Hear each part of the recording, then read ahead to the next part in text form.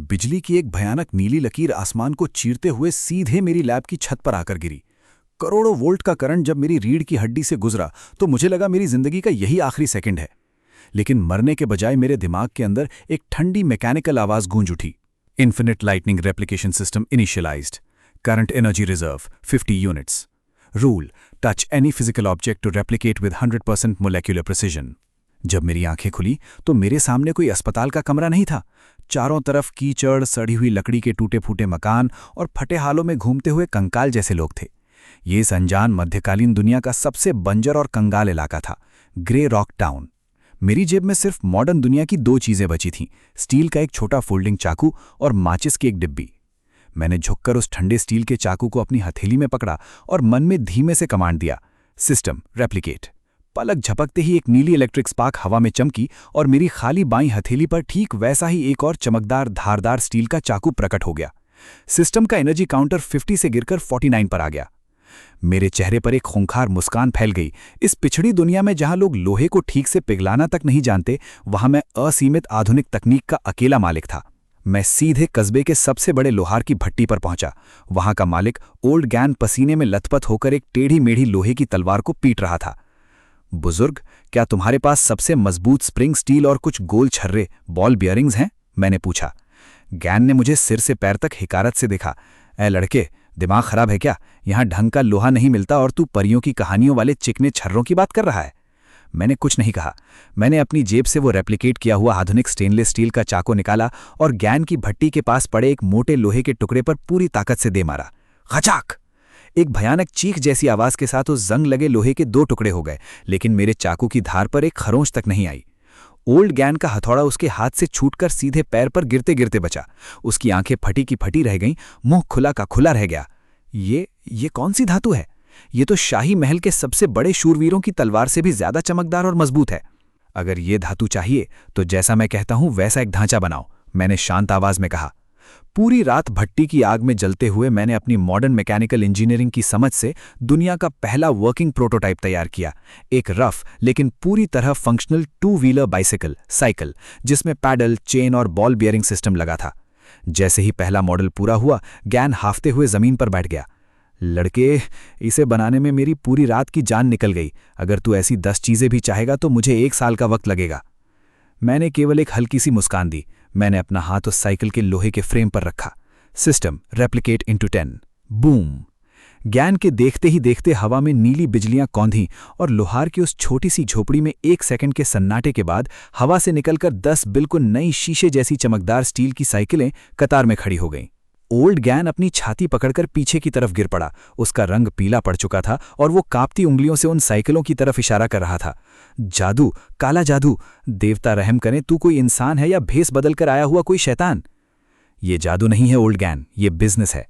अगली सुबह grey Rock के मेन मार्केट स्क्वायर पर सन्नाटा पसर गया।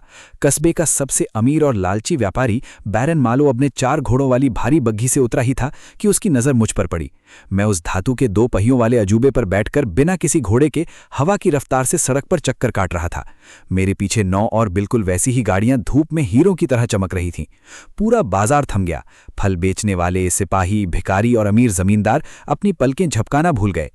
घोड़े के बिना कोई गाड़ी अपने आप कैसे दौड़ सकती है? मालो की चीख निकल आई। वो दौड़ता हुआ मेरे पास आया। उसकी सांसें फूल रही थीं। उसने साइकिल के चमकदार गियर्स और रबर के टायरों को ऐसे छुआ मानो वो किसी जीवित ड्रैगन की खाल छू रहा हो। ये क्या बला है नौजवान? इसकी कीमत क्या है? मालो की आंखों में लालच और खौफ का भयानक तूफान था। मैंने अपनी जेब से एक और चीज निकाली, रेप्लिकेट किया हुआ 100% शुद्ध कांच का एक बड़ा आईना। जब मालो ने उस आईने में अपना चेहरा देखा तो वो डर के मारे 2 कदम पीछे हट गया।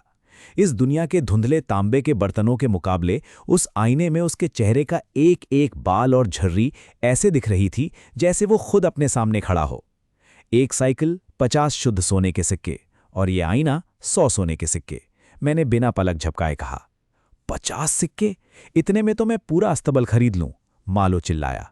तो फिर घोड़ों को चारा खिलाते रहो मालो, क्योंकि ये ना थकती है ना रुकती है और इसे घास की जरूरत नहीं है।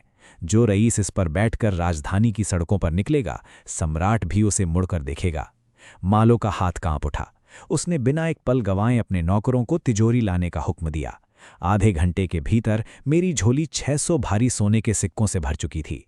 पूरे ग्रे रॉक के इतिहास में एक दिन में इतना सोना किसी ने नहीं देखा था। लेकिन ये तो सिर्फ शुरुआत थी। उसी रात आसमान में काले बादलों का एक भयानक बवंडर उमड़ पड़ा। लोग डर के मारे अपने घरों में छुपकर प्रार्थना कर रहे थे कि आसमानी बिजली उनके घरों को न जला दे। उसी भयानक आंधी में मैं ग्रे रॉक की सबसे ऊंची पहाड़ी की चोटी पर खड़ा था। मेरे हाथ में 50 फीट लंबी कॉपर की एक मोटी रॉड थी, जिसे मैंने जमीन के अंदर गहरे तारों से जोड़ रखा था। कड़कड़ाक आसमान से 10 करोड़ वोल्ट्स की एक अंधा कर देने वाली सफ़ेद बिजली सीधे उस रॉड से टकराई और मेरे पूरे शरीर में समा गई। हवा में ओजोन की गंध फैल गई, जमीन थरथरा उठी। मेरे रेटिना के सामने सिस्टम का इंटरफेस लाल से गहरा नीला हो गया और नंबर्स पागलपन की हद तक घूमने लगे। Energy absorbed 5 million units, replication capacity heavy industrial grade unlocked, mass production activated. मैंने नीचे अंधेरे में डूबे उस पूरे कंगाल शहर को देखा। मेरी जेब में 600 सोने के सिक्के थे और मेरी रगों में 50 लाख यूनिट्स की असीमित ताकत। साम्राज्य के राजा सोचते थे कि दुनिया तलवारों और जादुई मंत्रों से चलती है।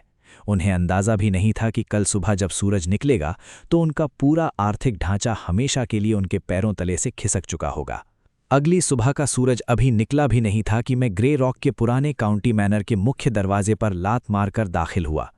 अंदर यहाँ का भ्रष्ट लॉर्ड बैरन रोविन शराब के नशे में धुत बैठा था। उसके सामने टेबल पर कर्जदारों के सैकड़ों नोटिस बिखरे पड़े थे। जैसे ही उसने मुझे देखा, उसने गुस्से में अपनी तलवार खींच ली। तू कौन है भिखारी? मेरे कमरे में बिना इजाजत घुसने की हिम्मत कैसे हुई? मैंने एक शब्द भी नहीं कहा। मैंने अपनी जेब से चमड़े की एक भारी थैली खोली और उसे सीधे उसकी टेबल पर उलट दिया। खन खन खन सैकड़ों शुद्ध सोने के भारी सिक्के टेबल पर बिखरते हुए फर्श पर लुढ़कने लगे। सोने की ऐसी अंधी चमक उस कंगाल कमरे में फैली कि रोविन की तलवार उसके हाथ से छूटकर फर्श पर गिर पड़ी। उसकी लार टपकने लगी, आंखें लालच से बाहर आने को हो गईं। ये इतना सोना कहाँ से आया? रोविन हकलाया। ये पूरा शहर, इसकी ज़मीन, इसके जंगल, इसकी खदानें और इसकी लॉर्डशिप के सारे अधिकार अब मेरे हैं।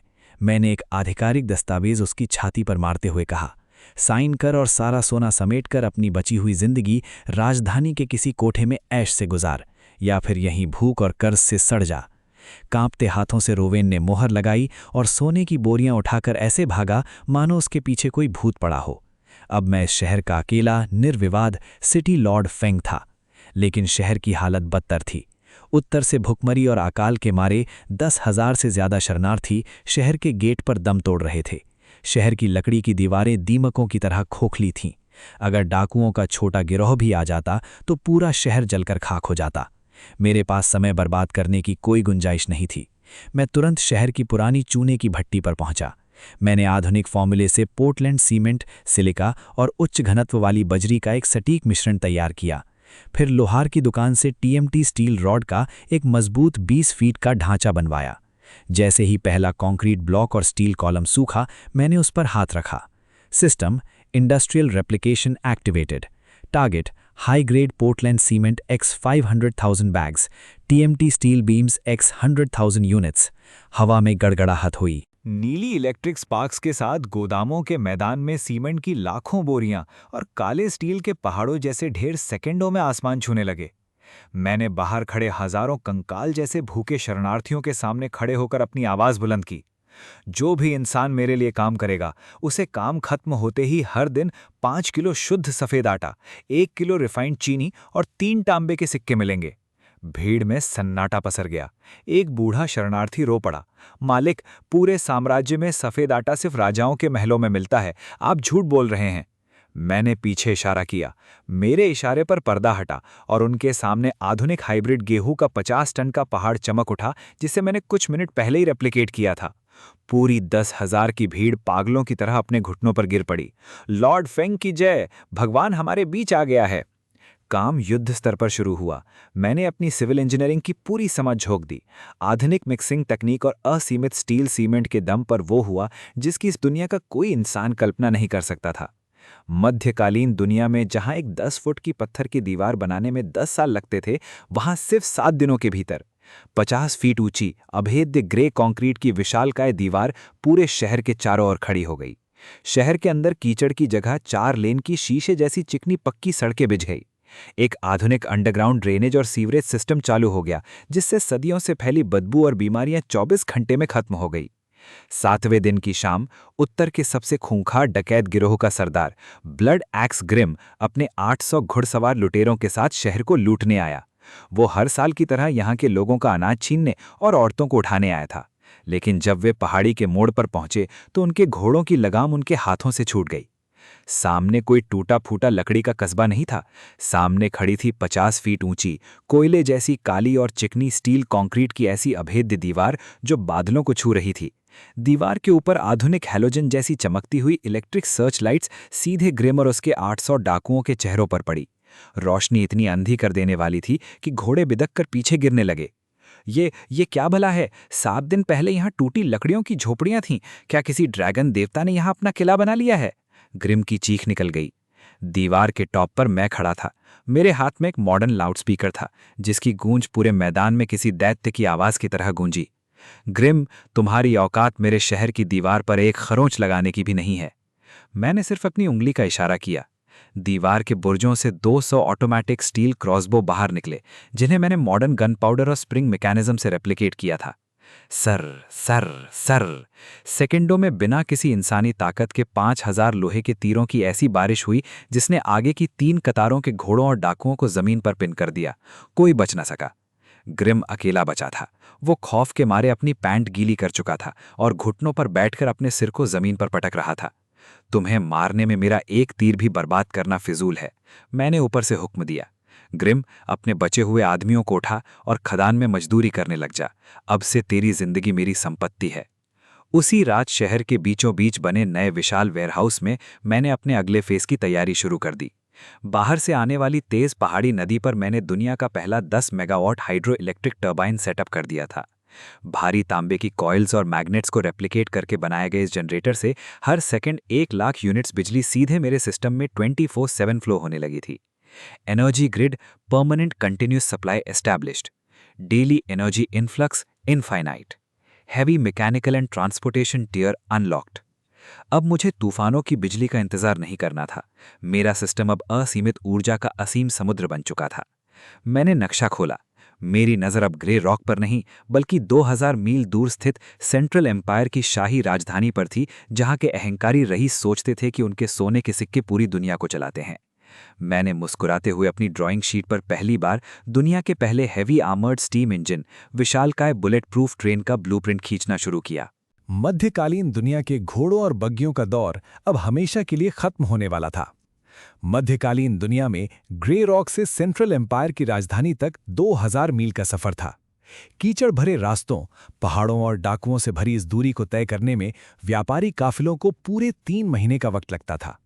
ठंड और लूटपाट की वजह से आधे व्यापारी रास्ते में ही दम तोड़ देते थे। लेकिन मेरे नक्शे पर कोई कच्ची सड़क नहीं थी।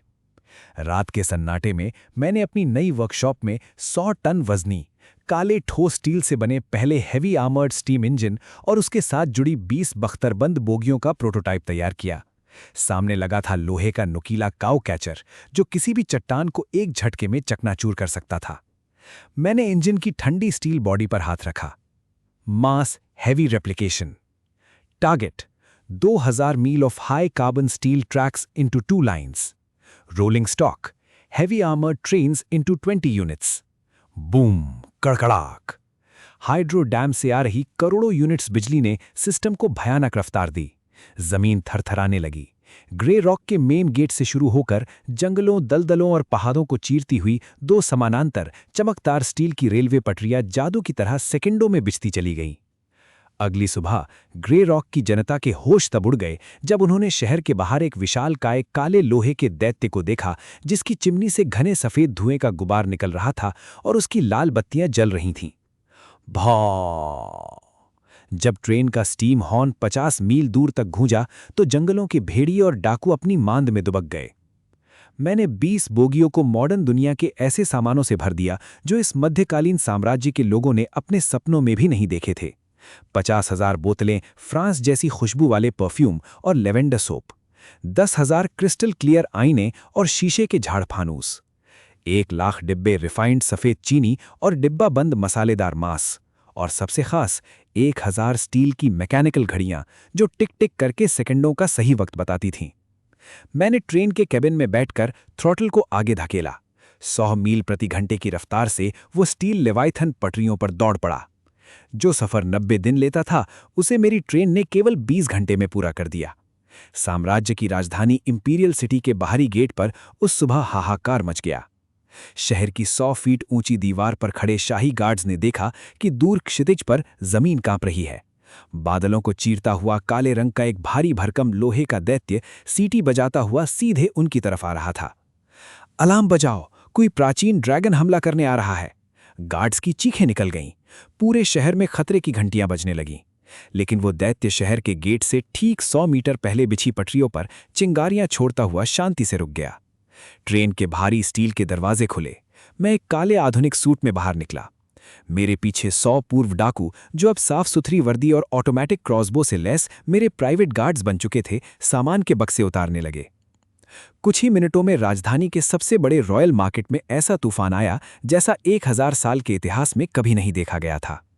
साम्राज्य की महारानी की सबसे खास चेली डचेस सेराफिना ने जब मेरी दुकान के शीशे के आईने में अपना चेहरा देखा और परफ्यूम की एक बूंद अपनी गर्दन पर लगाई तो वो अपनी बग्घी से लगभग बेहोश होकर गिरते गिरते बच गई।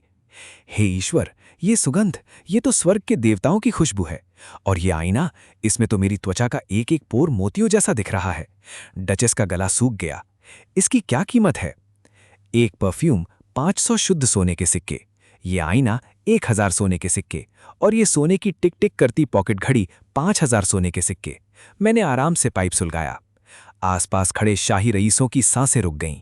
ये एक आम इंसान की 10 पीढ़ियों की कमाई थी, लेकिन अमीर महारानियों और ड्यूक्स के लिए ये अपनी शान दिखाने का इकलौता जरिया बन गया। मुझे 10 आईने दो, मुझे सारी घड़ियां चाहिए, मैं 10,000 सोने के सिक्के दूंगा। हटो सामने से, ये सारा परफ्यूम महारानी के महल जाएगा। रईस एक दूसरे के कपड़े फाड़ने लगे। सोने के सिक्कों से भरे भारी चेस्ट्स मेरे पैरों के पास पहाड़ों की तरह जमा होने लगे। दोपहर होते होते पूरी शाही राजधानी का 40% सोना मेरी ट्रेन की बोगियों में लोड हो चुका था। ये देखकर राजधानी के पुराने भ्रष्ट व्यापारियों के सिंडिकेट का मालिक ग्रैंड मर्चेंट बैरक खून के घूंट पीने लगा। उसका सदियों पुराना कांच और मसाले का धंधा 4 घंटे में बर्बाद हो चुका था। बैरक तुरंत शाही महल भागा और उसने सम्राट अलेक्जेंडर तृतीय के कान भरे। महाराज, वो उत्तर का नौजवान कोई साधारण व्यापारी नहीं है। वो एक जादूगर है जो पूरी राजधानी की दौलत चूस कर ले जा रहा है। अगर आपने उसे नहीं रोका तो हमारी सेना को सैलरी देने के लिए भी खजाने में एक सिक्का नहीं बचेगा। उसके उस लोही के दैत्य और सारे सामान को शाही संपत्ति घोषित करके जब्त कर लीजिए। सम्राट की आंखों में लालच चमक उठा। उसने तुरंत अपने सबसे खूंखार कमांडर को 5000 शाही आयरन क्लैड नाइट्स के साथ ट्रेन को घेरने का हुक्म दिया। शाम को जब मैं ट्रेन को वापस ग्रे रॉक ले जाने की तैयारी कर रहा था, 5000 सैनिकों ने अपनी चमकचमाती तलवारें खींचकर ट्रेन को चारों तरफ से घेर लिया। कमांडर ने घमंड से अपनी तलवार मेरी छाती की तरफ तानी। लॉर्ड फैंग, सम्राट के शाही फरमान के तहत ये तुम्हारी जादुई गाड़ी और इसके अंदर का सारा सोना अब शाही खजाने की संपत्ति है। नीचे उतरो और अपने घुटनों पर बैठ जाओ। मैंने उसकी तरफ देखा और जोर से हंस पड़ा। मेरी हंसी इतनी बेपरवाह थी कि कमांडर का चेहरा गुस्से से लाल हो गया। कमांडर, तुम लोग सच में सोचते हो कि ये दुनिया तुम्हारी जंग लगी तलवारों से चलती है? मैंने अपनी जेब से एक छोटा सा रिमोट जैसा स्विच निकाला। ट्रेन की छत से 4 भारी हाइड्रोलिक इलेक्ट्रिक कैनन्स बाहर निकले। साथ ही बोगियों के किनारों से 10,000 वोल्ट के इलेक्ट्रिक कॉइल्स ने नीली चिंगारियां छोड़नी शुरू कर दीं। कड़ कड़ कड़। ट्रेन के चारों ओर एक विशाल इलेक्ट्रिक शील्ड चमक उठी। हवा का तापमान 200 डिग्री बढ़ गया। कमांडर के सबसे आगे खड़े 50 घोड़ों ने जैसे ही उस अदृश्य बाढ़ को छुआ, वे 10 फीट पीछे जा गिरे। उनके लोहे के आर्मर में करंट दौड़ गया और वे तड़पने लगे। तुम्हारे सम्राट से जाकर कहना। मेरी आवाज़ लाउडस्पीकर से बिजली की तरह पूरे मैदान में गूंजी। अगर कल सुबह तक ग्रे रॉक के व्यापार पर लगा टैक्स माफ नहीं हुआ तो ये ट्रेन अगली बार सामान लेकर नहीं, बल्कि तुम्हारी राजधानी की 100 फीट ऊंची दीवार को मिट्टी में मिलाने के लिए 50,000 टन बारूद लेकर आएगी। मैंने थ्रॉटल खींचा। ट्रेन ने एक भयानक सीटी मारी और 5000 शाही सैनिकों के होश उड़ाते हुए उनके घेरे को चीरती हुई बिजली की रफ्तार से अंधेरी रात में गायब हो गई। कमांडर जमीन पर बैठकर कांप रहा था। उसके हाथ से तलवार छूट चुकी थी। उसे समझ आ गया था कि अब इस महाद्वीप का असली राजा महल में नहीं बैठा था, असली हुकूमत अब उन लोहे की पटरियों पर दौड़ रही थी। ग्रे रॉक लौटते ही मेरी ट्रेन की बोगियों से जब सोने के सिक्के उतारे गए तो मेरे नए भूमिगत वॉल्स की फर्श सोने के वजन से धंसने लगी थी। लेकिन मेरे चेहरे पर कोई सुकून नहीं था। राजधानी से खुफिया खबर आई थी। सम्राट अलेक्जेंडर ने गुस्से में आकर पूरे महाद्वीप में ग्रे रॉक बॉयकॉट का शाही फरमान जारी कर दिया था। साम्राज्य के सभी बॉर्डर्स पर नाकेबंदी लगा दी गई। ग्रे रॉक से आने वाले किसी भी सामान को खरीदने वाले का सिर कलम करने का आदेश दिया गया। सम्राट का प्लान सीधा था। ग्रे रॉक के पास खाना, दवाइयां और कच्चा माल खत्म हो जाएगा और वो खुद घुटनों पर आ जाएगा। मेरी टेबल पर खड़े पूर्व डकैत ग्रिम का माथा पसीने से भीग चुका था। लॉर्ड फैंग, अगर पूरे महाद्वीप ने हमसे व्यापार बंद कर दिया तो हमारा सारा सामान गोदामों में सड़ जाएगा। क्या हम अपनी तोपें लेकर राजधानी पर चढ़ाई कर दें? ग्रिम, मूर्ख लोग अपनी ताकत दिखाने के लिए खून बहाते हैं। बुद्धिमान लोग बिना एक गोली चलाए पूरी सल्तनत का दम घोंट देते हैं। मुझे अब हथियारों की नहीं, एक नए आर्थिक हथियार, फाइनेंशियल वेपन की जरूरत थी। मध्यकालीन दुनिया की सबसे बड़ी कमजोरी थी उनकी करेंसी, सोने और चांदी के भारी सिक्के, जिन्हें ढोने में महीनों लगते थे, जिनमें मिलावट की जा सकती थी और डाकू इन्हें आसानी से लूट लेते थे। मैंने अपनी अंडरग्राउंड रिसर्च लैब का दरवाज़ा अंदर से बंद कर लिया। मुझे इस दुनिया की पहली modern high security paper currency तैयार करनी थी। प्रोसेस बेहद बारीक और जटिल था। द पेपर बेस, साधारण लकड़ी के गूदे के बजाय मैंने 75% शुद्ध कॉटन और 25% लिनन का एक खास लिक्विड पल्प तैयार किया, जिससे पानी और आग में भी न गलने वाला बेहद लचीला मजबूत कागज बना। लोहार की भट्टी से निकले बारीक मैग्नेटिक आयरन ऑक्साइड और दुर्लभ जड़ी बूटियों के अर्क को मिलाकर एक खास कलर शिफ्टिंग इंक बनाई, जो अलग अलग रोशनी में नीले से सुनहरे रंग में बदलती थी। दी इंटाग्लियो प्लेट। अपनी मॉडर्न मैकेनिकल समझ से मैंने एक माइक्रो एंग्रेविंग मशीन बनाई, जिससे तांबे की प्लेट पर नंगी आंखों से ना दिखने वाले बारीक वाटरमार्क्स और मेरा खुद का सिग्नेचर उकेरा गया। जैसे ही 100 फैंग गोल्ड का पहला परफेक्ट नोट छपकर सूखा, मैंने उस पर हाथ रखा। System, financial tier precision replication. Target, 100 fang gold bank notes into 100 million units. Collateral check, 500 tons pure golden walls. System ने शून्य एरर के साथ कुछ ही मिनटों में लाखों बंडल्स तैयार कर दिए। हर नोट पर एक वादा लिखा था, इस नोट को किसी भी फैंग बैंक में दिखाकर इसके बराबर का शुद्ध सोना कभी भी हासिल किया जा सकता है। अगले ही हफ्ते मैंने अपना सबसे बड़ा मास्टर स्ट्रोक खेला, the great dumping, the economic dump.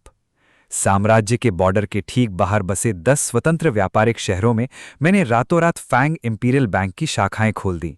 साथ ही मेरी ट्रेन ने बॉर्डर पर लाखों टन ऐसा सामान उतार दिया जिसकी कीमत मैंने बाजार से 80% कम कर दी। शुद्ध आयोडीन युक्त नमक, जहां साम्राज्य में 1 किलो नमक एक चांदी के सिक्के का था, मैंने उसे एक तांबे के सिक्के में बेच दिया। हाइब्रिड गेहूं और डिब्बाबंद राशन, अकाल से जूझ रहे शहरों में अनाज की नदियां बहा दी। एंटीबायोटिक पेनिसिलिन और दर्द निवारक दवाएं, जो वहां के शाही हकीमों के लिए भगवान के चमत्कार जैसी थीं। लेकिन एक सख्त शर्त थी, ये सामान सिर्फ फैंग नोट से खरीदा जा सकता है, साम्राज्य के सोने के सिक्कों से नहीं। व्यापारियों और आम जनता में भगदड़ मच गई। लोग अपने भारी सोने चांदी के सिक्के लेकर पागलों की तरह फैंग बैंक की लाइनों में लग गए। एक हल्का सा कागज का नोट जेब में रखो, डाकुओं का कोई डर नहीं, और उससे दुनिया की सबसे सस्ती और बेहतरीन चीजें खरीद लो। सिर्फ 15 दिनों के भीतर पूरे महाद्वीप के व्यापारियों ने साम्राज्य के सोने के सिक्कों को स्वीकार करने से मना कर दिया। साम्राज्य का 80% शुद्ध सोना खींचकर सीधे मेरे अंडरग्राउंड वॉल्स में लॉक हो गया। सम्राट के पास अपनी सेना और मंत्रियों को देने के लिए सिर्फ मिलावटी तांबे के सिक्के बचे, जिनकी बाजार में कोई कीमत नहीं रह गई थी। राजधानी के शाही दरबार में उस दिन मौत का सन्नाटा पसरा था।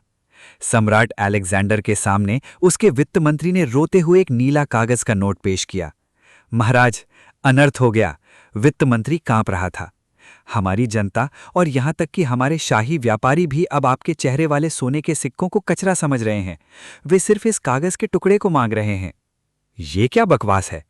सम्राट ने गुस्से में नोट को फाड़ने की कोशिश की, लेकिन मजबूत कॉटन लिनन फाइबर की वजह से वो फटा तक नहीं। कागज का एक टुकड़ा मेरे 500 साल पुराने साम्राज्य की करेंसी को कैसे हरा सकता है? तभी दरबार का मुख्य दरवाजा धड़ाम से खुला। साम्राज्य के मुख्य सेनापति बदहवास हालत में अंदर घुसे। उनका मुकुट जमीन पर गिर पड़ा। महाराज, हमारी 2 लाख की शाही सेना ने विद्रोह कर दिया है। क्या? सम्राट अपनी गद्दी से उछल पड़ा। सैनिकों ने अपनी तलवारें फेंक दी हैं, सेनापति ने हकलाते हुए कहा।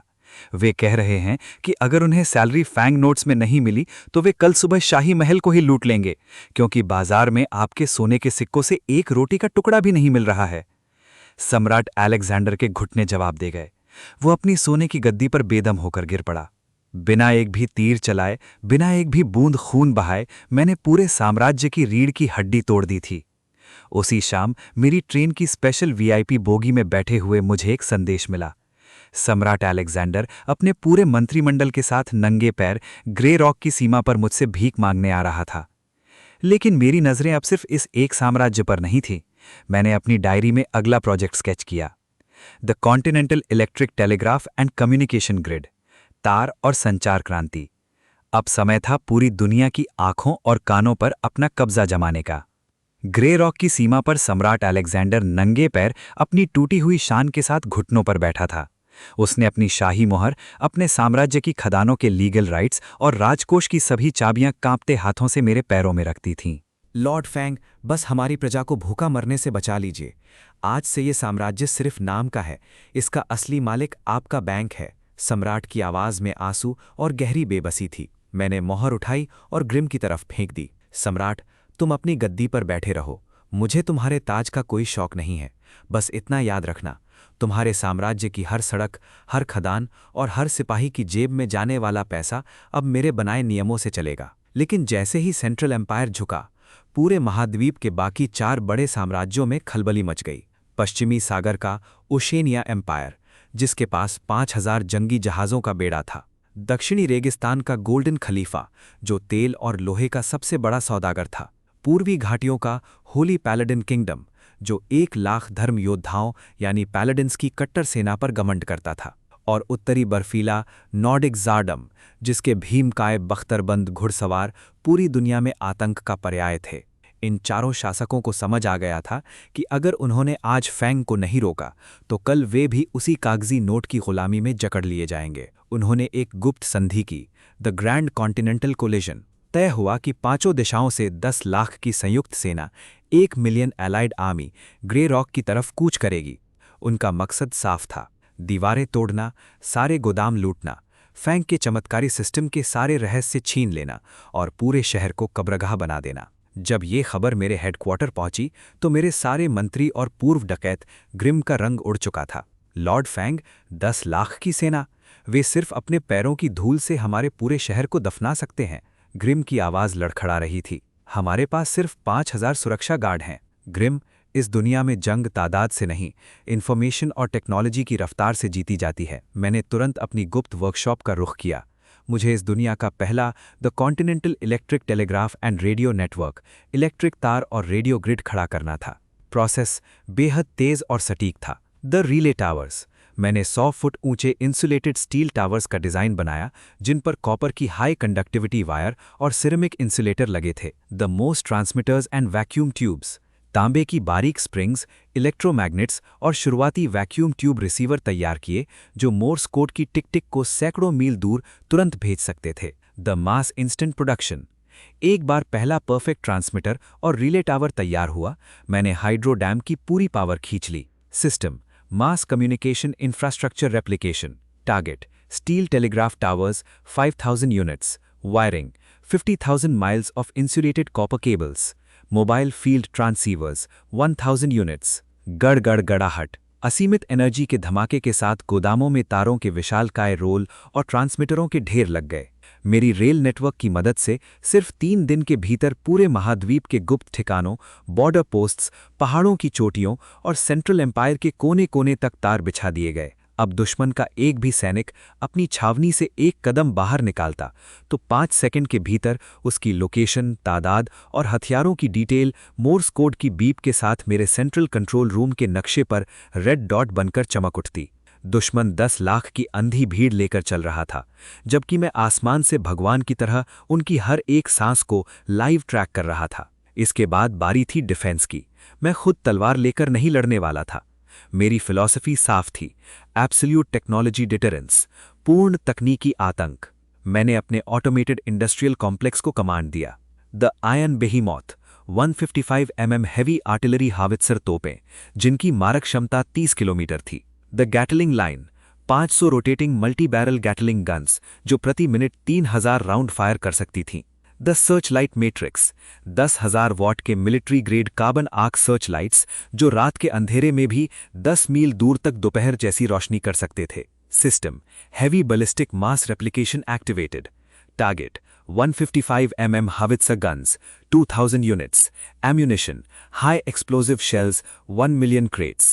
चारों तरफ नीली बिजलियां कौंधने लगी।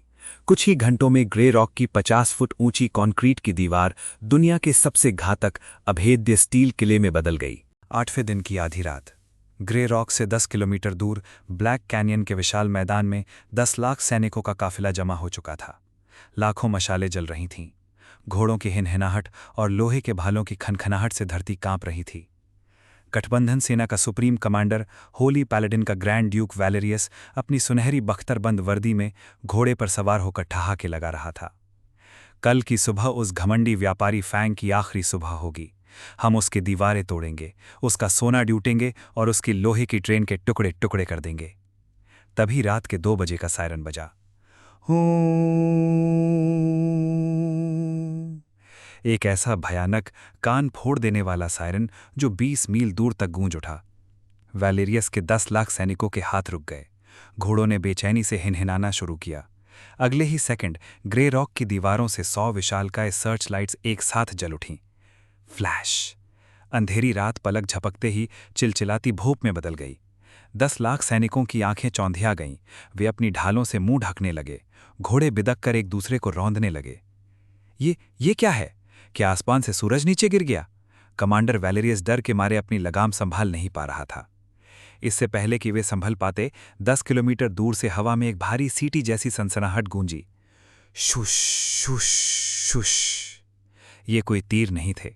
ये मेरे 200 होवित्जर तोपों का पहला सिंक फायर था। ग्रे रॉक की दीवार से 200 आग के गोले एक साथ आसमान में उठे। धड़ाम, बूम, कड़कड़ाक। गठबंधन सेना के ठीक 500 मीटर आगे की खाली चट्टानी पहाड़ियों पर जब 200 हाई एक्सप्लोजिव गोले एक साथ गिरे, तो 300 फुट ऊंची ग्रेनाइट की 3 विशाल पहाड़ियां 2 सेकंड के भीतर धूल के गुबार में गायब हो गईं। जमीन में 9 रिक्टर स्केल का भूकंप आया। धमाके का शॉक वेव जब 10 लाख की सेना से टकराया, तो आगे की 10 कतारों के घोड़े और सैनिक हवा में उड़कर 20 फीट पीछे जा गिरे। चट्टानों के टुकड़े बारिश की तरह बरसने लगे। हवा में बारूद और सल्फर की दम घोटने वाली गंध भर गई। चारों ओर सन्नाटा छा गया। ऐसा सन्नाटा मानो पूरी दुनिया की आवाज ही छीन ली गई हो। 10 लाख की सेना बुत बनकर खड़ी थी। किसी के हाथ से तलवारें गिर रही थीं तो कोई अपनी ही ढाल पर पेशाब कर चुका था। वे जिन दीवारों को पत्थरों से तोड़ने आए थे, उस दीवार के मालिक ने सिर्फ एक इशारे में 3 विशाल पहाड़ों का नामो निशान मिटा दिया था। दीवार के ऊपर लगे 1000 वॉट के लाउडस्पीकर से मेरी आवाज निकली, शांत, ठंडी और किसी सर्वशक्तिमान सम्राट जैसी। वैलेरियस और बाकी चारों साम्राज्यों के लालची गुलामों, ये मेरा पहला और आखिरी वार्निंग शॉट था।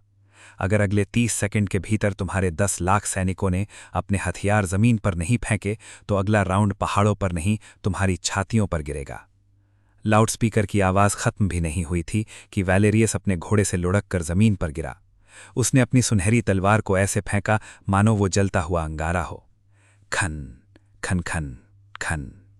देखते ही देखते 10 लाख सैनिकों ने अपनी तलवारें, भाले, ढालें और धनुष जमीन पर पटक दिए। पूरा मैदान लोहे के हथियारों के मलबे से भर गया। 10 लाख की अजेय सेना ने एक साथ घुटनों के बल बैठकर अपने सिर कीचड़ में रगड़ दिए। बिना एक भी सिपाही का खून बहाए, सिर्फ असीमित तकनीक और बारूद के अकेले प्रदर्शन से मैंने इस महाद्वीप की सबसे बड़ी संयुक्त सेना को हमेशा के लिए घुटनों पर ला दिया था। अगली सुबह जब धूल छटी, तो चारों साम्राज्यों के दूत संधि की सफ़ेद झंडियां लेकर मेरे पैरों में पड़े थे। मैंने उनके सामने नया कॉन्टिनेंटल वैसल ट्रीटी रखा।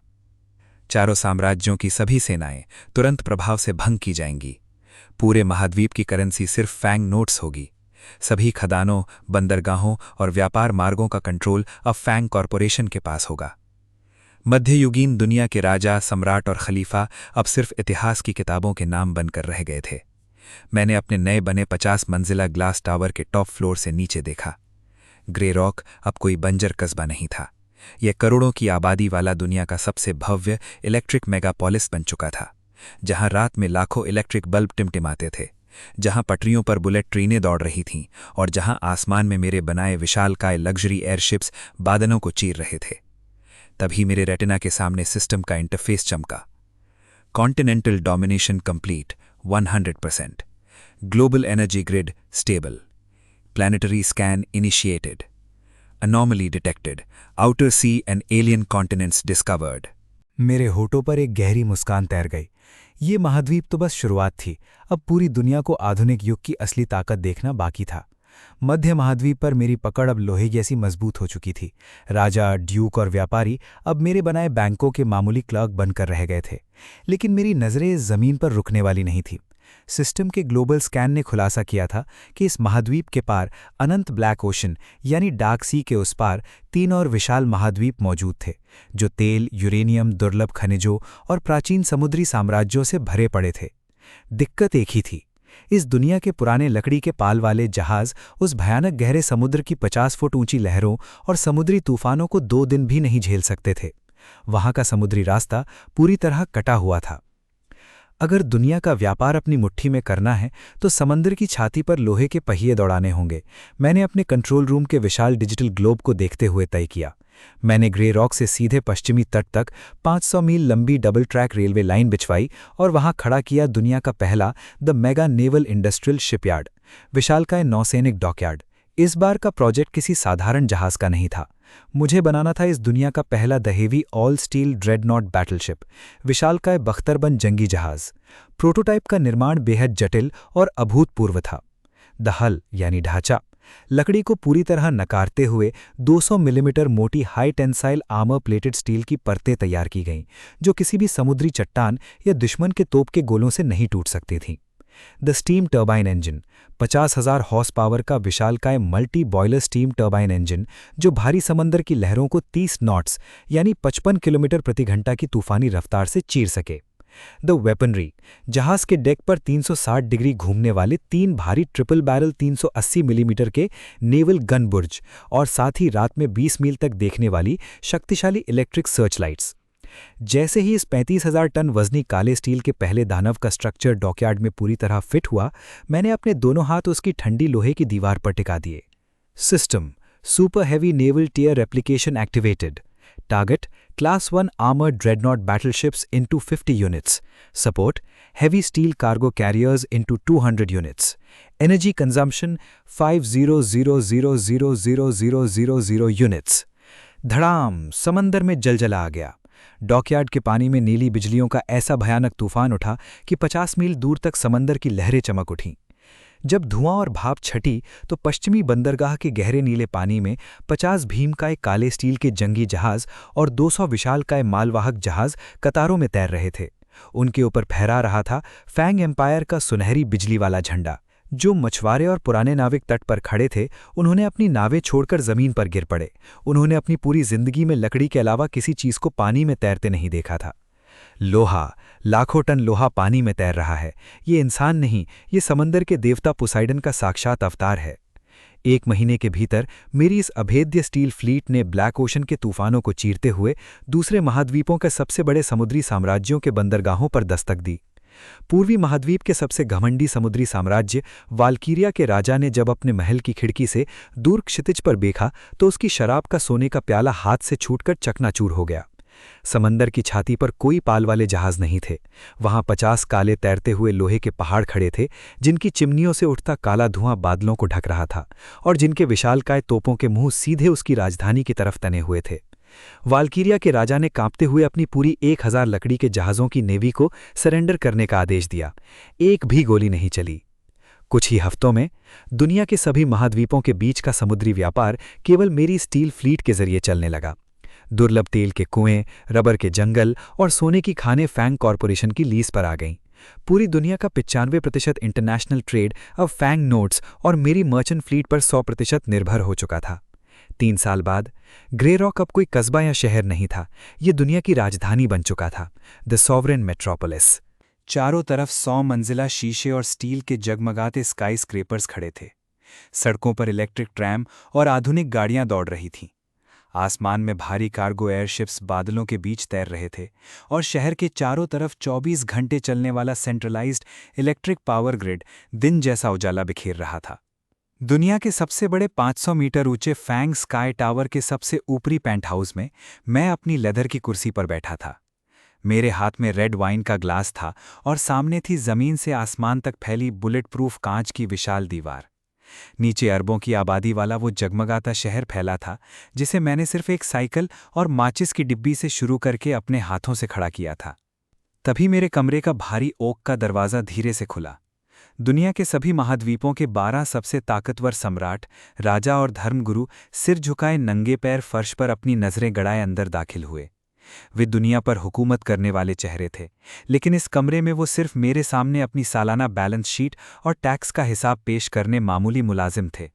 मालिक फैंग, सबसे बुजुर्ग सम्राट ने घुटनों पर बैठते हुए सोने की ट्रे में पूरे ग्रह की नई व्यापारिक रिपोर्ट मेरे कदमों में रखी। इस साल पूरी दुनिया की 99% दौलत आपके बैंकों में सुरक्षित जमा हो चुकी है। दुनिया में अब ऐसा कोई कोना नहीं बचा जो आपके बनाए सिक्कों और कानूनों से बाहर हो। मैंने उनकी तरफ देखे बिना शांत आवाज में सिर्फ इतना कहा, खड़े हो जाओ। अपना काम ईमानदारी से करते रहो, दुनिया में शांति बनी रहेगी। जिस दिन किसी के दिमाग में लालच आया, उस दिन उसकी पूरी सल्तनत को दिवालिया होने में 10 मिनट से ज़्यादा का वक्त नहीं लगेगा। वे सगी थर-थर कांपते हुए सिर झुकाकर उल्टे कदमों से कमरे से बाहर निकल गए। कमरे में फिर से सन्नाटा छा गया। मैंने अपने वाइन का घूंट भरा और खिड़की से बाहर अनंत तारों से भरे काले आसमान को देखा। तभी मेरी आंखों के सामने नीले इलेक्ट्रिक अक्षरों में सिस्टम का अंतिम और सबसे बड़ा नोटिफिकेशन चमका। Planetary economic and technological unification 100% complete. Global sovereign status absolute. New dimension signal locked. Interstellar matrix detected. Initiating next phase space elevator and orbital fleet construction. मेरे होठों पर एक शांत, बेपरवाह मुस्कान फैल गई। यह ग्रह तो बस मेरी प्रयोगशाला थी। असली खेल तो अब सितारों के बीच शुरू होने वाला था। जब पूरे महाद्वीप के राजा मेरे सामने घुटने टेक चुके थे, तब सुदूर पूर्वी सीमा पर एक पुराना घमंडी साम्राज्य खुद को अब भी दुनिया का भगवान समझ रहा था, द डिवाइन ल्यूमिनस एम्पायर। वहां के राजा ओरेलियस सेवेंथ को अपने 3000 पुराने शाही खून और अपने 50,000 गोल्डन हेवनली नाइट्स पर अंधा घमंड था। वे खुद को सीधे सूर्य देवता के वंशज मानते थे। ओरेलियस ने पूरे महाद्वीप में ढिंढोरा पिटवा दिया। वो नीच व्यापारी फैंग चाहे जितना पैसा कमा ले, एक कीड़े की औकात कभी शाही खानदान के बराबर नहीं हो सकती। हमारे साम्राज्य में उसकी उस कागजी करेंसी का इस्तेमाल करने वाले की जुबान काट दी जाएगी। और अगर फैंग को अपनी जान की भीख चाहिए, तो वो अपने शहर की आधी दौलत और अपनी सारी मशीनें लेकर हमारे शाही दरबार में नंगे पैर हाजिरी लगाए। इतना ही नहीं, उसने मेरे एक बैंक मैनेजर की उंगलियां काटकर एक खत के साथ ग्रे रॉक भेज दी थीं। जब ये पैगाम मेरे पेंट हाउस पहुंचा, तो ग्रिम गुस्से से थरथराने लगा। लॉर्ड फैंग, ये सीधे हमारी संप्रभुता का अपमान है। क्या हम अपनी तोपों से उनका बॉर्डर उड़ा दें? तोपे चलाना तो गरीबों का तरीका है ग्रिम, मैंने अपनी वाइन का ग्लास साइड में रखते हुए कहा। मेरे चेहरे पर एक खौफनाक मुस्कान थी। जब किसी घमंडी को उसकी गरीबी और औकात का असली एहसास कराना हो, तो गोलियां नहीं, दौलत का ऐसा नंगा नाच दिखाया जाता है कि उसकी आने वाली 7 पीढ़ियों की रूह कांप जाए। मैंने अपनी सीक्रेट एरोस्पेस वर्कशॉप का रुख किया। इस बार का खेल जमीन पर नहीं, बादलों के ऊपर खिला जाना था। मैंने तैयार किया दुनिया का पहला दब्बे हिम्मत क्लास 0 स्काई फोर्ट्रेस, विशाल काय उड़ता हुआ युद्धपोत द लेवायथन।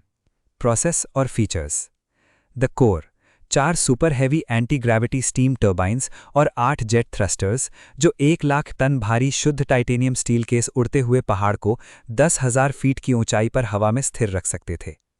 द वेपन मैट्रिक्स, जहाज के निचले हिस्से में लगे थे 100 ऑटोमैटिक रोटरी मिनी गन्स और 12 भारी प्लाज्मा इलेक्ट्रिक बम बेज। और सबसे अहम, जहाज के विशाल पेट में भरे गए 100 टन शुद्ध ठोस 24 कैरेट सोने के सिक्के और 50 lakh fang gold bank notes. मैंने जहाज की मेन कंट्रोल स्क्रीन पर हाथ रखा। Super heavy aerospace replication. Target sky fortress leviathan full load deployment. Energy consumed 10 million units. गड़गड़ गड़गड़ाहट। हवा का दबाव अचानक शून्य हो गया। ग्रे रॉक के आसमान से बादलों को चीरता हुआ 500 मीटर लंबा काले स्टील का एक विशाल काय उड़ता हुआ अजूबा सीधे ल्यूमिनस एम्पायर की राजधानी की ओर उड़ चला। उस दिन ल्यूमिनस एम्पायर की राजधानी के विशाल सन प्लाजा में शाही राज्याभिषेक का जश्न चल रहा था। 10 लाख से ज्यादा की जनता, 50,000 सुनहरी बख्तरबंद सेना और 500 से ज्यादा शाही रईस सोने के कपड़ों में सजे बैठे थे। राजा ऑरेलियस अपने 100 फुट ऊंचे सोने के सिंहासन पर बैठकर अपनी शान बघार रहा था। देखा तुमने? ऑरेलियस अपनी सोने की छड़ी हवा में लहराते हुए चिल्लाया। वो डरपोक व्यापारी फैंग हमारे खौफ से अपने बिल में छुप गया है। इस दुनिया में सिर्फ हमारा खून सबसे शुद्ध है और हमारा खजाना सबसे भारी। उसका जुमला पूरा भी नहीं हुआ था कि अचानक भरी दोपहर में सूरज गायब हो गया। पूरे शहर पर एक भयानक स्याह अंधेरा छा गया। तापमान 15 डिग्री गिर गया और एक ऐसी बहरा देने वाली गड़गड़ाहट गूंजी मानो आसमान की छत फट गई हो। हूं हूं हूं हूं हूं हूं हूं। 10 लाख लोगों ने जब अपनी गर्दनें ऊपर उठाईं तो उनकी चीखें उनके गले में ही फंस गईं। राजधानी के ठीक 500 मीटर ऊपर बादलों को हटाता हुआ आधा किलोमीटर लंबा काले लोहे का एक भीमकाय उड़ता हुआ राक्षस हवा में बिना किसी सहारे के तैर रहा था। उसके 8 बड़े टर्बाइनों से निकलती नीली लपटें पूरे शहर की छतों को हिला रही थीं। ड्रैगन? नहीं, ये तो लोहे का उड़ता हुआ शहर है। भगवान हम पर गुस्सा हो गए हैं। शाही सेना के घोड़े पागलों की तरह भागने लगे। 50,000 शूरवीरों की कतारें 2 सेकंड में तितर-बितर हो गईं। तभी उस उड़ते हुए जहाज के नीचे से 20 भारी इलेक्ट्रिक सर्च लाइट्स सीधे राजा ऑरेलियस के सिंहासन पर जल उठीं। रोशनी इतनी तीखी थी कि ऑरेलियस की आंखें फटने लगीं। जहाज के लाउड स्पीकर से मेरी आवाज पूरे साम्राज्य के 50 मील के दायरे में गूंजी। ऑरेलियस, तूने कहा था कि फैंग के पास सोने की कमी है और मेरा खून तेरे बराबर नहीं। जहाज का विशाल निचला दरवाजा धीरे धीरे खुला। तो आज देख, तेरी पूरी सल्तनत की कुल कीमत मेरे लिए सिर्फ कचरे के बराबर है। हुश! अगले ही पल उस उड़ते हुए किले के पेट से आसमान से बारिश की तरह सोने के सिक्कों और कागजी नोटों का एक भयानक बवंडर गिरना शुरू हुआ। ये कोई मामूली बारिश नहीं थी। 100 टन शुद्ध सोने के सिक्के आसमान से ओलों की तरह बरस रहे थे। टप टप, खन खन खन। शाही दरबारियों के महंगे रेशमी तंबुओं पर जब लाखों भारी सोने के सिक्के गिरे तो तंबू फट गए। राजा के जिस सोने के सिंहासन पर ऑरेलियस घमंड करता था, उस पर ऊपर से गिरे सोने के 10,000 सिक्कों ने ऐसा हमला किया कि सिंहासन का ऊपरी हिस्सा टूटकर बिखर गया। ऑरेलियस अपनी जान बचाने के लिए उसी टूटे हुए सिंहासन के नीचे कुत्ते की तरह छुप गया। नीचे खड़ी 10 लाख की भूखी और गरीब जनता ने जब देखा कि आसमान से सचमुच का सोना और नोट बरस रहे हैं, तो वे शाही कायदे कानून भूल गए। जनता पागलों की तरह दौड़ी। रईसों को धक्का देकर कीचड़ में गिरा दिया गया। सैनिकों के भालों को पैरों तले रौंद दिया गया। लोग अपनी झोलियां, टोपियां और कपड़े फाड़ फाड़ कर उसमें सोना भरने लगे। ऑरेलियस के अपने 50,000 गोल्डन नाइट्स ने भी अपनी तलवारें फेंक दी और जमीन पर घुटनों के बल बैठकर नोट और सिक्के बटोरने लगे। पूरे साम्राज्य का शाही अनुशासन 5 मिनट के भीतर एक गंदे बेकाबू बाजार में तब्दील हो गया। राजा ऑरेलियस सिंहासन के नीचे से कांपता हुआ बाहर निकला। उसका शाही मुकुट कीचड़ में सना हुआ था। उसने देखा कि उसके अपने सेनापति उसके सामने ही जमीन पर गिरे फैंग नोटों के लिए एक दूसरे के बाल नोच रहे हैं। बंद करो, ये राजद्रोह है, तलवारें उठाओ, ऑरेलियस का गला फाड़कर चिल्लाया। लेकिन किसी एक सिपाही ने भी उसकी तरफ मुड़कर नहीं देखा। उसके 3000 साल पुराने साम्राज्य की इज्जत, शान और वफादारी को मैंने सिर्फ 10 मिनट में चंद टन सोना फेंककर सरेआम नंगा कर दिया। तभी आसमान से जहाज के डेक पर मैं नीचे उतरा। मेरे हाथ में एक मॉडर्न ऑटोमेटिक शॉटगन थी। ऑरेलियस का सबसे वफादार और सबसे बड़ा पहलवान कमांडर गोलायत गुस्से में अपनी 100 किलो की लोहे की गदा लेकर मेरी तरफ दौड़ा। कमीने व्यापारी, मैं तेरा सर काटकर महाराज के कदमों में रखूंगा। मैंने पलक तक नहीं झपकाई। धाएं, एक शॉट। गुलायत की भारी लोहे की गदा के 2 टुकड़े हवा में उड़ गए और गोली का शॉकवेव उसके कंधे को चीरता हुआ निकल गया। वो 10 फीट पीछे जाकर कीचड़ में गिर पड़ा और दर्द से चीखने लगा। पूरा मैदान 1 सेकंड में शांत हो गया।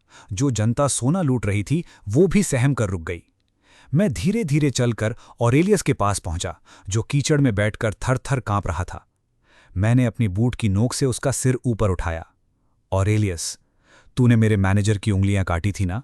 मैंने अपनी जेब से एक फैंग नोट निकाला और उसके कीचड़ से सने चेहरे पर चिपका दिया। ये ले, 1000 फैंग गोल्ड। ये तेरे पूरे साम्राज्य, तेरे इस टूटे हुए मुकुट और तेरी इस बिकाऊ सल्तनत की असली कीमत है। आज के बाद अगर इस महाद्वीप पर तूने या तेरे किसी खानदान वाले ने मेरी करेंसी के खिलाफ एक शब्द भी बोला, तो अगली बार आसमान से सोना नहीं, 50,000 टन नेपाम और मिसाइलें गिरेंगी, जो तेरे इस पूरे शहर को नक्शे से मिटा देंगी। ऑरेलियस ने दोनों हाथ जोड़कर अपने माथे को मेरे बूट्स पर रगड़ दिया। माफ कर दीजिए प्रभु फैंग, रहम कीजिए, आज से ल्यूमिनस एम्पायर आपका गुलाम है। मैंने मुड़कर अपने उड़ते हुए किले की तरफ कदम बढ़ाए। पीछे पूरा साम्राज्य कीचड़ में पड़ा था। उनका घमंड हमेशा के लिए टूट चुका था और पूरी दुनिया ने देख लिया था कि जब फैंग अपनी दौलत और ताकत का नशा दिखाता है तो बड़े से बड़ा साम्राज्य भी एक झटके में तमाशा बन जाता है। ल्यूमिनस एम्पायर का घमंड कीचड़ में मिलाने के बाद जब मेरा उड़ता हुआ किला ग्रे रॉक लौटा तो मेरे सामने एक नई और सबसे बड़ी समस्या खड़ी थी। पूरे महाद्वीप से करोड़ों की तादाद में गरीब, मजदूर, अनाथ और शरणार्थी ग्रे रॉक की सीमाओं पर उमड़ पड़े थे। हर कोई मेरी छत्र छाया में रहना चाहता था, लेकिन एक ही शहर में 5 करोड़ लोगों को सिर्फ मुफ्त का खाना बांटना किसी भी अर्थव्यवस्था को खोखला कर सकता था। मुझे लोगों को लाचार भिखारी नहीं, बल्कि अपने विशाल इंडस्ट्रियल साम्राज्य का सबसे ताकतवर और प्रोडक्टिव हिस्सा बनाना था। इसके साथ ही पुराने साम्राज्यों के हजारों अमीर रईस, राजकुमार और घमंडी व्यापारी अपनी सोने की थैलियां लेकर मेरे शहर में घुसने के लिए गिड़गिड़ा रहे थे। वे सोचते थे कि वे पैसे फेंककर मेरे शहर में भी वही पुरानी अय्याशी और अमीरी का रौब दिखाएंगे। मैंने अपने पेंट हाउस की बैल्कनी से नीचे देखा और अपने सिस्टम के नए अनलॉक्ड बायोटेक और नैनो इंजीनियरिंग पैनल को एक्टिवेट किया। अगर इस दुनिया को सच में बदलना है तो इंसानी क्षमता की सीमा को तोड़ना होगा, लेकिन पूरी तरह मॉडर्न साइंस और लॉजिक के दम पर। 1. The logic based super powers, the biokinetic exosuit and neuro stigma. जादू या परियों की कहानियों के बजाय मैंने अपनी लैब में मानव शरीर और बायोइलेक्ट्रिसिटी के साइंस को कंबाइन करके एक क्रांतिकारी आविष्कार किया, the kinetic core worksuit, biokinetic worksuit. ये कैसे काम करता था? The pure logic. Bioelectric synapse.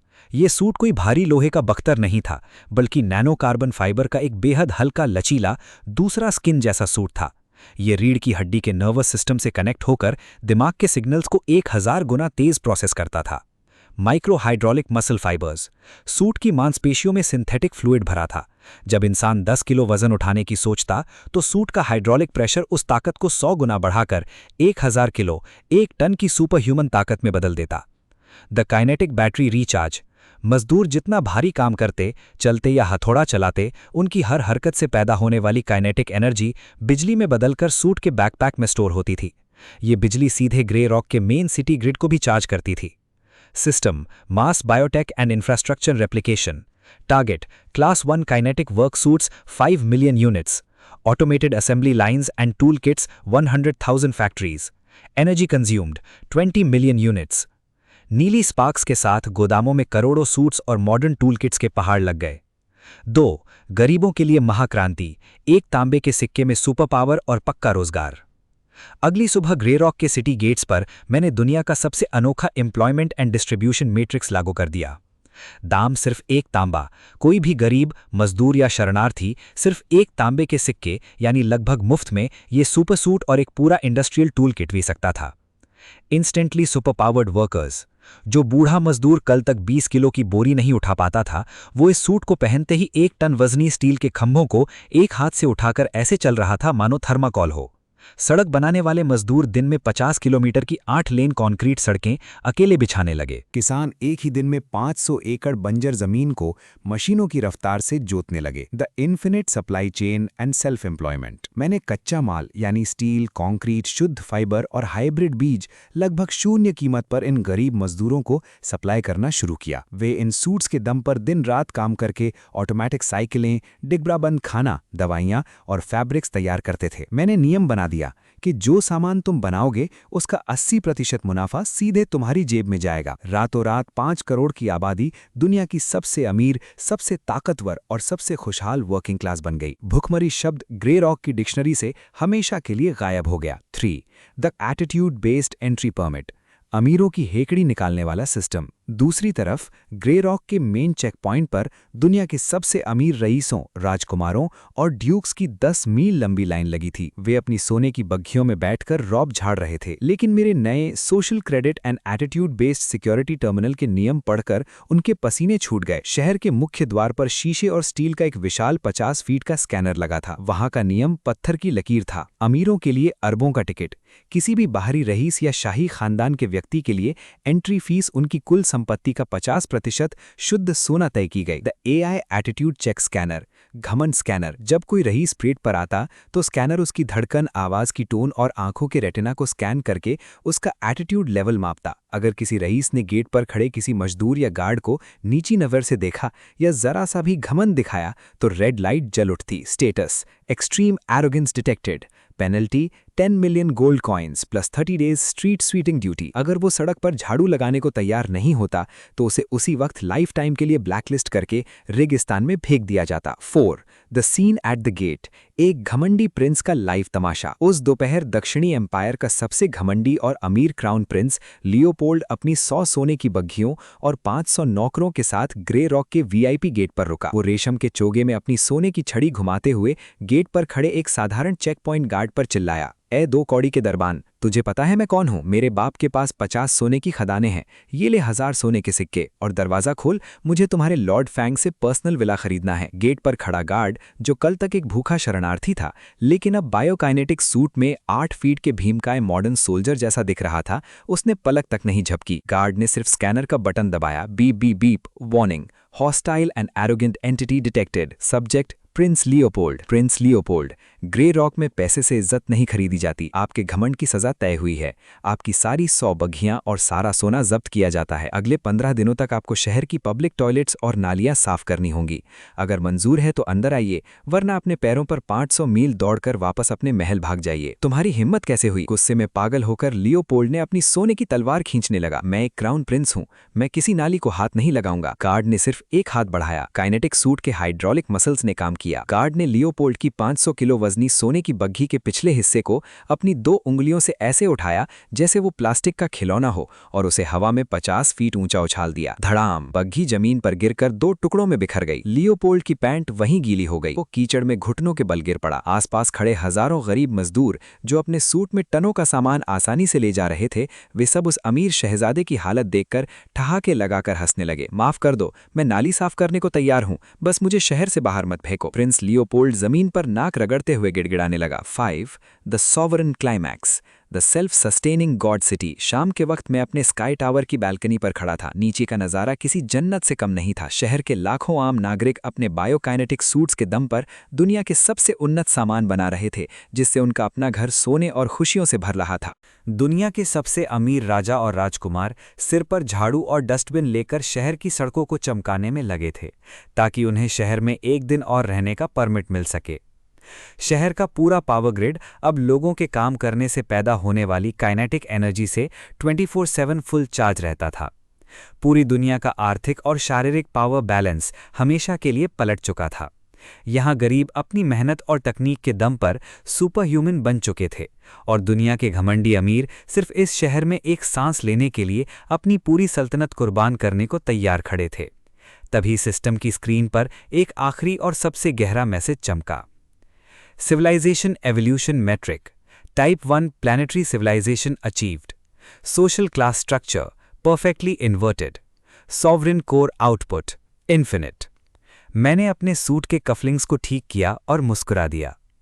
अब इस दुनिया में कोई गरीब भूखा नहीं था, कोई अमीर घमंडी नहीं बचा था और इस पूरे ग्रह का रिमोट कंट्रोल हमेशा के लिए मेरे हाथ में लॉक हो चुका था।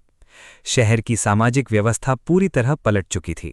घमंडी राजा झाड़ू लगाकर अपनी नागरिकता बचा रहे थे और कल तक कीचड़ में सोने वाले गरीब मजदूर बायोकाइनेटिक सूट्स के दम पर अपनी खुद की फैक्ट्रियों के मालिक बन चुके थे। ग्रे रॉक अब इस पूरे ग्रह का सबसे धनी, सुरक्षित और आत्मनिर्भर साम्राज्य था। लेकिन जब इंसान जमीन की सारी सीमाएं तोड़ देता है तो खतरा बादलों के उस पार से आता है। उस रात 12 बजे मेरे पेंटहाउस के सेंट्रल एआई होलोग्राफिक टेबल पर लाल बत्तियां जल उठीं और एक तीखा, कान फोड़ देने वाला अलार्म बजने लगा। Beep beep beep, warning, deep space anomaly detected, orbital velocity 40 kilometre पर second, target planet core, sector grey rock, entity celestial myna locust swarm, प्राचीन अंतरिक्षीय टिड्डी दल। सिस्टम के रडार ने खुलासा किया कि बाहरी अंतरिक्ष से 1000 विशालकाय उल्का पिंडों यानी मीटियोर्स के रूप में एक एलियन प्रजाति सीधे इस ग्रह की तरफ गिर रही थी। ये वो परजीवी थे जो ग्रहों के नेचुरल रिसोर्सेज और बायो एनर्जी को चूस कर पूरे ग्रह को बंजर राख बना देते थे। इस मध्यकालीन दुनिया के पुराने राजा, जिन्हें देवताओं का प्रकोप कहते थे, वे असल में स्पेस के भूखे परजीवी थे। अगर वे जमीन से टकराते तो आधा महाद्वीप 1 सेकंड में उड़ जाता और पैदा होने वाली डस्ट से पूरी दुनिया अगले 100 साल के लिए बर्फ के नीचे दब जाती। The planetary defence logic, the